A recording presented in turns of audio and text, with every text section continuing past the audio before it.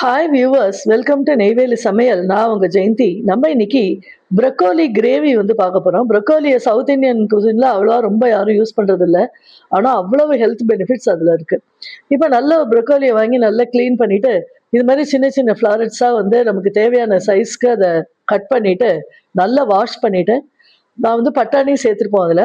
ஒரு பவுல்ல அதை கொதிக்க வச்சணும் உப்பு போட்டு. அப்புறம் எல்லா வந்து ஒரு பேன்ல கொஞ்சம் ஆயில் போட்டுட்டு எல்லா பட்டை அந்த மசாலா பொருட்கள் எல்லாம் போட்டுட்டு வெங்காயம் கொஞ்சம் நீள நீளமாக நறுக்கினா அது வந்து ஹோட்டல் ஸ்டைலில் இருக்குங்கிறதுனால நறுக்கியிருக்கோம். மெல்லிசா ஆனால் நீள நீளமாக நறுக்கிட்டு பூண்டும் போட்டிருக்கோம். பூண்டு வந்து அப்படியே முழுசாவே போட்டிருக்கோம். கொஞ்சம் கிரன்ச்சியாக இருக்கட்டும் அப்படின்னு, அது வெந்துட்டு நல்லா இருக்கும் அப்படின்னு சொல்லிட்டு இதில் ரெண்டு நல்ல பழுத்த தக்காளியை வந்து அரைச்சு அது கிரேவி போட்டுட்டு as usual chilli powder, Kashmiri chilli கொஞ்சம் கலர் கொடுக்கறதுக்காக, சால்ட்டு, அதுக்கப்புறம் தனியா பவுடர் இது எல்லாமே போட்டு அந்த கிரேவியை வந்து நல்ல ஒரு 10 மினிட்ஸ் வந்து நல்லா தண்ணிலாம் கொஞ்சம் குறையிற அளவுக்கு அதை நல்லா கொதிக்க வைக்கணும். நல்லா அது வந்து பண்ணோம். இந்த ப்ரொக்கோலியில வந்து என்ன பார்த்தீங்கன்னா, விட்டமின் ஏ, சி, கே எல்லாமே இருக்கு. பொட்டாசியம், அயர்ன் எல்லாமே இருக்கு. டயபிட்டிஸ் பேஷண்ட்டுக்கு, அதுக்கப்புறம் இந்த பிரெக்னன்ட் லேடிஸ்க்கெல்லாம் ரொம்ப எல்லா ஊட்டச்சத்தும் குடுக்கக்கூடிய ஒரு இது அது. ஸோ இந்த மாரி இந்த வின்டர் சீசன்ல இது நெறைய கிடைக்கும். கிடைக்கும்போது கொஞ்சம் அத வாங்கி நம்ம உபயோகப்படுத்தவும் பழகிக்கணும்.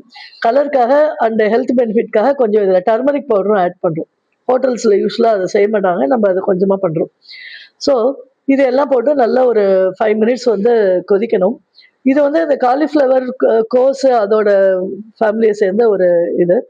ஸோ இப்ப இங்க பார்த்தீங்கன்னா, ப்ரொக்கோலி வந்து நல்லா வெந்துருத்து. அத கையால அழுத்தி பார்த்தா சாஃப்ட்டா இருக்கான்னு பார்த்துட்டு, அந்த தண்ணி அளவா தான் வச்சிருந்தோம். அந்த தண்ணியோடயே வந்து இதுல போடுறோம். ஏன்னா, தண்ணிய வேஸ்ட் பண்ணிட்டு அந்த சக்கைய மட்டும் எடுத்தீங்கன்னா, அது ஒண்ணும் யூஸ் இல்ல. அதனால அந்த தண்ணியோட போடணும். ஸோ அதனால அது வேக வைக்கும்போதே அளவான தண்ணிய வந்து யூஸ் பண்ணிக்கணும். ரொம்ப ஜாஸ்தியா பண்ணிட்டு, அப்புறம் கிரேவி ரொம்ப வாட்டரி ஆயிடும் அது மாரி. ஸோ இப்போ இது நல்லா சேர்ந்துட்டு, இந்த கொஞ்சம் தண்ணி இப்போ வாட்டரியா இருக்கிற மாரி இருக்கு. நல்ல ஒரு 10 மினிட்ஸ் வந்து நல்ல அப்சர்வ் ஆகணும், கொதிக்கணும். அப்பதான் வந்து இந்த கிரேவியோட அந்த இதெல்லாமும் அதுல ஏறும் அந்த ப்ரொக்கோலில. இல்லைன்னா தனித்தனியா இருக்கிற மாரி இருக்கும். டேஸ்ட் நார்மலா ஆயிடும் அப்புறம்.